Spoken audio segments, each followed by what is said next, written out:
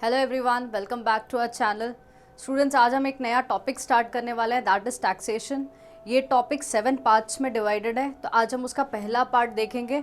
तो पहला पार्ट जो टैक्सेशन का है, that is role of taxation in Indian economy. So let's start with the topic कि क्या रोल है टैक्सेशन का हमारी इकोनॉमी में। ठीक है, taxation plays a vital role in the Indian economy, serving as a primary source of government revenue while also influencing economic growth, distribution of income and overall fiscal policy. तो अगर हम taxation की बात करते तो बेसिकली ये क्या income generate करता है गवर्नमेंट की। टैक्स होता क्या है बेसिकली, हम वो देख लेते हैं पहले। टैक्स क्या है? ये कंपलसरी पेमेंट होती है जो कि पब्लिक अथॉरिटीज़ लेवाई करती है। ठीक है, तो ये लेवी होती है किस पे? आपकी जो इनकम होती है उस पे लेवी होती है। तो तरह तरह के जो टैक्सेस होते हैं वो भी हम आगे देखेंगे, कौन से इनडायरेक्ट टैक्स है, कौन से डायरेक्ट टैक्सेस है जहाँ पर हमें टैक्स पे करना पड़ता है। तो बेसिकली ये सबसे बड़ा प्राइमरी सोर्स ऑफ रेवेन्यू होता है गवर्नमेंट के लिए। जो गवर्नमेंट आगे एक्सपेंडिचर्स करती है तो वो पैसा जो है वो कहाँ से आएगा? दो जगह से आ सकता है, या तो टैक्स रेवेन्यू आ सकती है या नॉन टैक्स से आएगी। ठीक है, तो आज हम जो बात कर रहे हैं वो हम टैक्स रेवेन्यू की बात करेंगे। तो it is a primary source of government revenue, जिससे कि फर्दर क्या होगा, इकोनॉमी में ग्रोथ होगा, distribution of income and fiscal policy. तो जो इनकम डिस्ट्रीब्यूशन में जो डिवीजन आते हैं, जो अनबैलेंस होता है या अनइक्वल डिस्ट्रीब्यूशन है, उसको बैलेंस करने में भी हेल्प करता है टैक्सेशन। एंड फर्दर ये फिस्कल पॉलिसी का भी एक पार्ट है, क्योंकि फिस्कल पॉलिसी जो होती है वो public expenditure and public revenue पे डिवाइडेड होती है। ठीक है, तो आज हम किसका पार्ट पढ़ रहे हैं? पब्लिक रेवेन्यू का पार्ट पढ़ रहे हैं।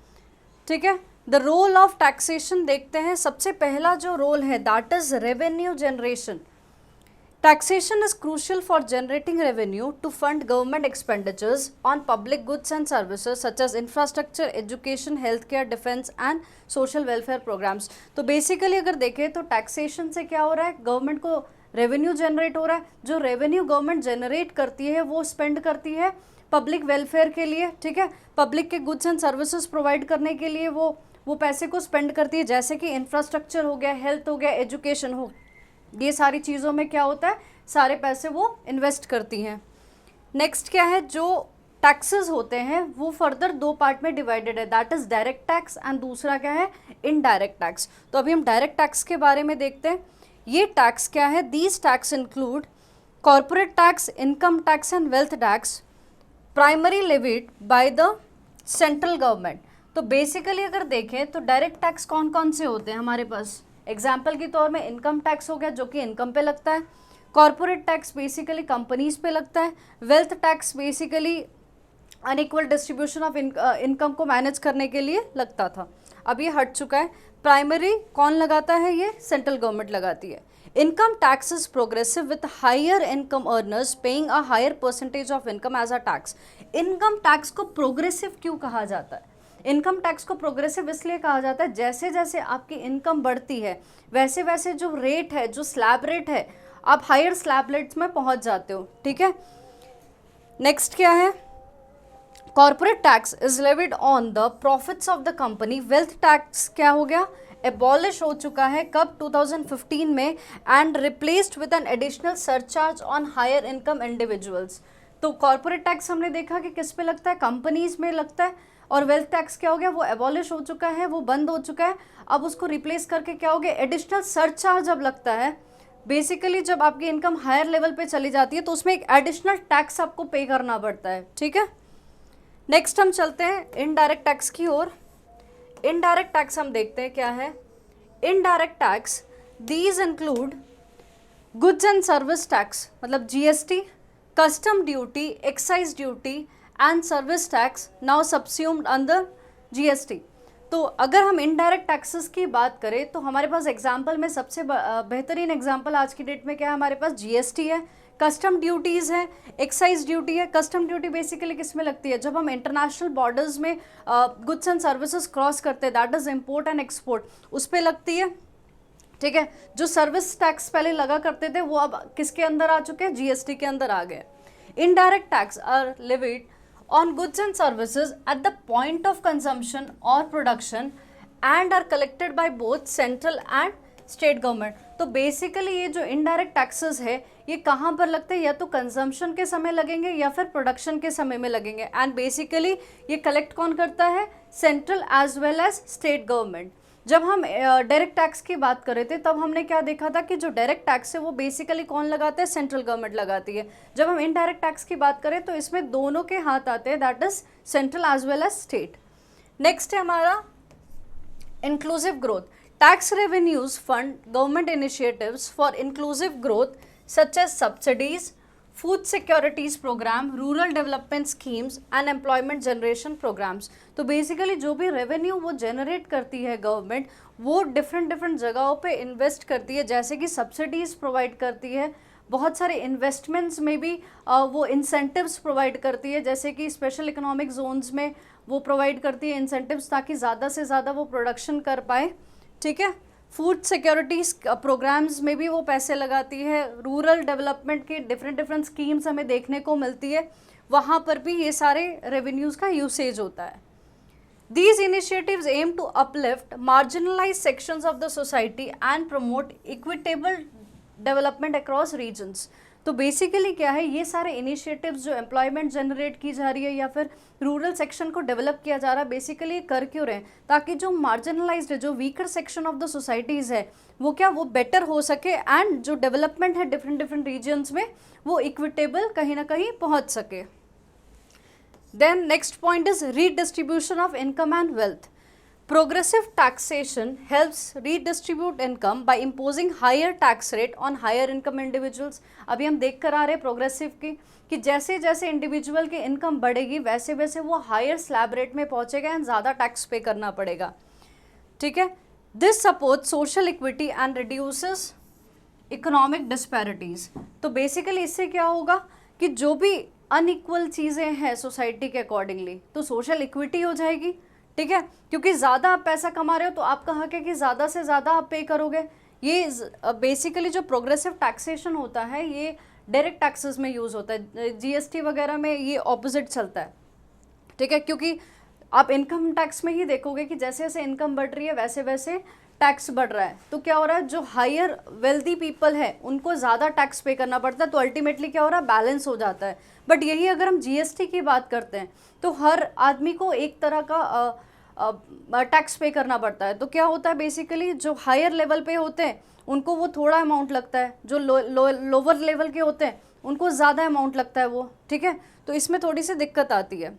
तो प्रोग्रेसिव टैक्सेशन की जब हम बात करते हैं तो ये हायर इनकम वालों को हायर रेट्स में देता है, तो हम इनकम टैक्स की बात करें या फिर जो कॉरपोरेशंस है कॉरपोरेट टैक्स, हम उनकी बात कर रहे हैं। नेक्स्ट क्या है, इकोनॉमिक स्टेबिलिटी एंड ग्रोथ।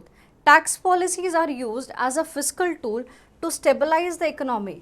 तो टैक्स जो पॉलिसीज़ है, टैक्सेशन पॉलिसीज़, वो बेसिकली फिस्कल टूल है, क्योंकि फिस्कल पॉलिसी की अगर हम बात करें तो public revenue and public expenditure में। ठीक है, तो to establish the economy during economic down turns. जब हम रिसेशन की बात करते हैं तो गवर्नमेंट उस समय क्या करती है, रिड्यूस करती है टैक्सेशन, ताकि ज़्यादा से ज़्यादा कंजम्पशन एंड इन्वेस्टमेंट बढ़ पाए एंड अल्टीमेटली इकोनॉमी की ग्रोथ हो। Next is promotion of specific policies. Taxes are leverage to promote specific policy objectives. तो कुछ कुछ स्पेशल ऑब्जेक्टिव्स हैं उसको प्रमोट करने के लिए भी टैक्सेस का यूज़ किया जाता है, जैसे कि एनवायरनमेंट को कंजर्व करने के लिए कार्बन टैक्सेस लगाए जाते हैं। पब्लिक हेल्थ के लिए टैक्सेस आप देखोगे कि जो टोबैकोज़ है, अल्कोहल है, जो आपके शरीर को हानि पहुंचाती है, उन पे टैक्स लगाए जाते हैं। फिर क्या है, टैक्स डिडक्शंस फॉर इन्वेस्टमेंट। तो कुछ जहां आप इन्वेस्टमेंट करते हो वहां पर आपको टैक्स रिलैक्सेशन दिया जाता है या टैक्स डिडक्शंस प्रोवाइड की जाती है, ताकि ज़्यादा से ज़्यादा आप वहां पर इन्वेस्ट कर पाओ एंड अल्टीमेटली क्या होगा, इकोनॉमी ग्रोथ करेगी। ठीक है, तो उसी तरह से इकोनॉमिक इंसेंटिव्स भी प्रोवाइड किए जाते हैं ताकि अल्टीमेटली कंट्री का ग्रोथ हो पाए। Next is saving and investment. Tax incentives such as deductions for saving, provident fund contribution and investment deduction under 80C of the Income Tax Act encourage individuals to save and invest, fostering capital formation। तो basically क्या है, taxation के through, taxation policy के through savings and investment को भी बढ़ाया जाता है, जैसे कि डिडक्शंस प्रोवाइड की जाती है। 80C, जब आप टैक्सेशन अगर आप पढ़ते हो तो आपने 80C की डिडक्शंस पढ़ी होगी जो कि इन्वेस्टमेंट से रिलेटेड होती है। तो उसमें क्या होता है, आपको डिडक्शंस, आपने कहीं पैसा इन्वेस्ट कर रखा है जैसे प्रोविडेंट फंड वगैरह में, तो आपको उसकी डिडक्शंस मिल जाती है। हम उसी की बात कर रहे हैं कि सेविंग्स हो या इन्वेस्टमेंट हो, आपको सर्टेन डिडक्शंस प्रोवाइड की जाती है इनकम टैक्स के एक्ट के दौरान, ताकि इंडिविजुअल ज़्यादा से ज़्यादा सेव करे एंड फर्दर इन्वेस्टमेंट हो। एंड जब ये सेविंग बढ़ेगी, इन्वेस्टमेंट बढ़ेगा, तो अल्टीमेटली क्या होगा, कैपिटल फॉर्मेशन होगा। Next is infrastructure development. Tax revenues are crucial for financing infrastructure projects. तो tax basically, tax revenue important क्यों है, ताकि जो इंफ्रास्ट्रक्चर है उसको प्रॉपरली डेवलप कर सके, जैसे कि रोड्स हो गए, railways, ports, airports. These investments are vital for economic development and improving connectivity across the country. तो ये सारे इंफ्रास्ट्रक्चर को डेवलप करना क्यों ज़रूरी है, ताकि ओवरऑल जब डेवलपमेंट होगी तो आप डिफरेंट जो एरियाज़ है उसको भी अच्छे से कनेक्ट कर पाओगे। एंड ज़्यादा से ज़्यादा इन्वेस्टमेंट जब आप करोगे डेवलपमेंट पे, तो फर्दर क्या होगा, overall development of the country ही देखने को मिलेगी हमें। ठीक है, moving to the next point, that is ensuring fiscal discipline. Taxation ensures fiscal discipline by enabling government to meet their expenditure obligation without relying excessively on borrowing.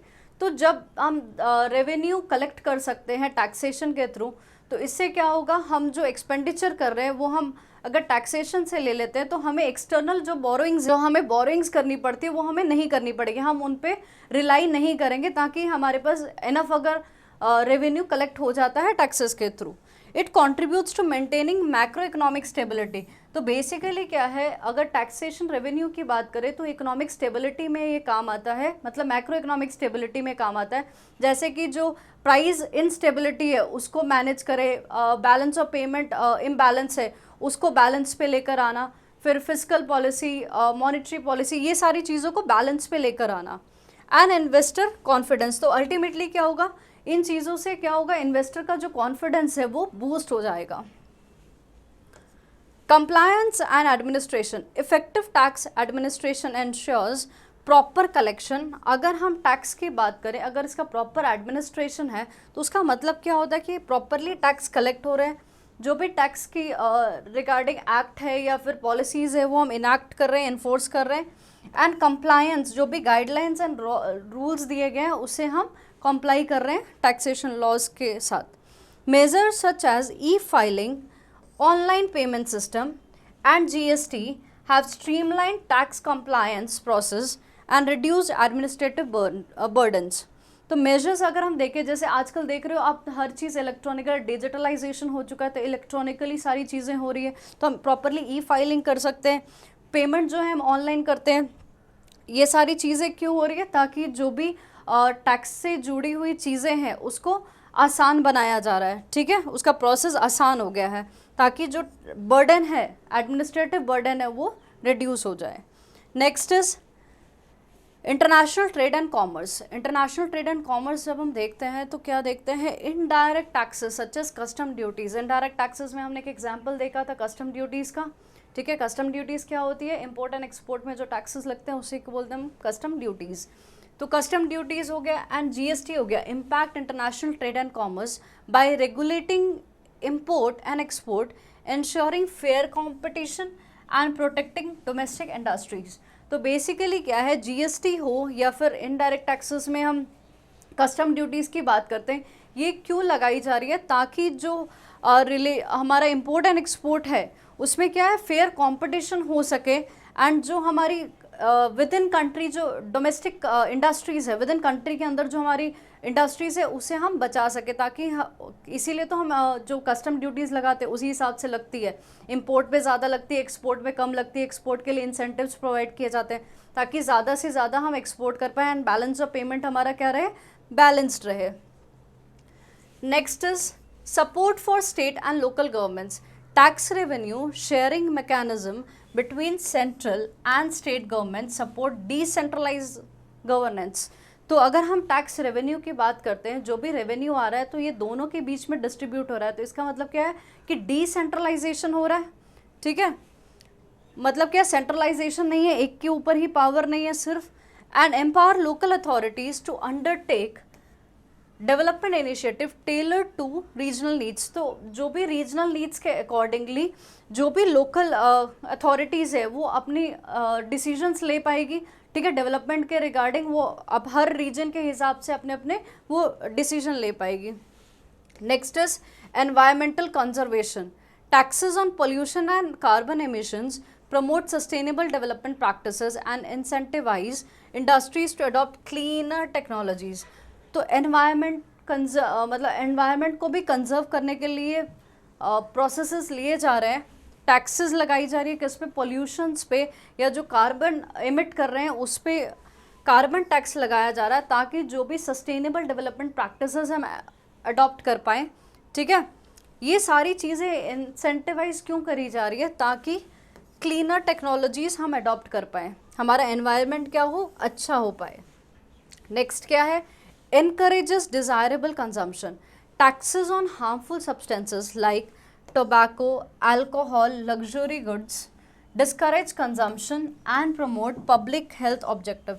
तो basically हमने देखा कि अलग अलग चीज़ों में भी टैक्स लगता है, जैसे कि हमारी जो चीज़ हानिकारक पहुंचाती है हमारी बॉडी को, जैसे कि टोबैको हो गया, अल्कोहल हो गए, ये सारी चीज़ें हमारी बॉडी को क्या हानि पहुंचा रही है, तो इसमें ज़्यादा से ज़्यादा टैक्स लगाने की कोशिश पे है, ठीक है। लग्जरी गुड्स में ज़्यादा टैक्स लगाते हैं ताकि अनइक्वल डिस्ट्रीब्यूशन जो है वो ना रहे, लोग कंजम्पशन इसकी कम करें, एंड अल्टीमेटली क्या हो, public health objectives, overall public welfare हम अप्रोच कर पाए। नेक्स्ट कंक्लूजन की ओर चलते हैं, फिर हमारा टॉपिक आज का एंड हो जाएगा। तो कंक्लूजन एक बार देख लेते हैं। Taxation in India plays a multifaceted role in revenue generation, economic stability, redistribution of income and promotion of specific policy objectives। तो हमने टैक्सेशन में देखा कि टैक्सेशन में सबसे पहला काम क्या है, ये रेवेन्यू जनरेट करता है, इकोनॉमी जो हमारी है उसको स्टेबल करता है, मैक्रो इकोनॉमिक स्टेबिलिटी अभी हमने पढ़ा। फिर जो भी मतलब अनइक्वल डिस्ट्रीब्यूशन ऑफ इनकम है, कोशिश की जाती है कि उसको इक्वल डिस्ट्रीब्यूशन करें, रीडिस्ट्रीब्यूशन ऑफ इनकम, और स्पेसिफिक पॉलिसी ऑब्जेक्टिव्स को अचीव कर पाएँ। Effective tax policies and administration are essential for fostering sustainable economic growth.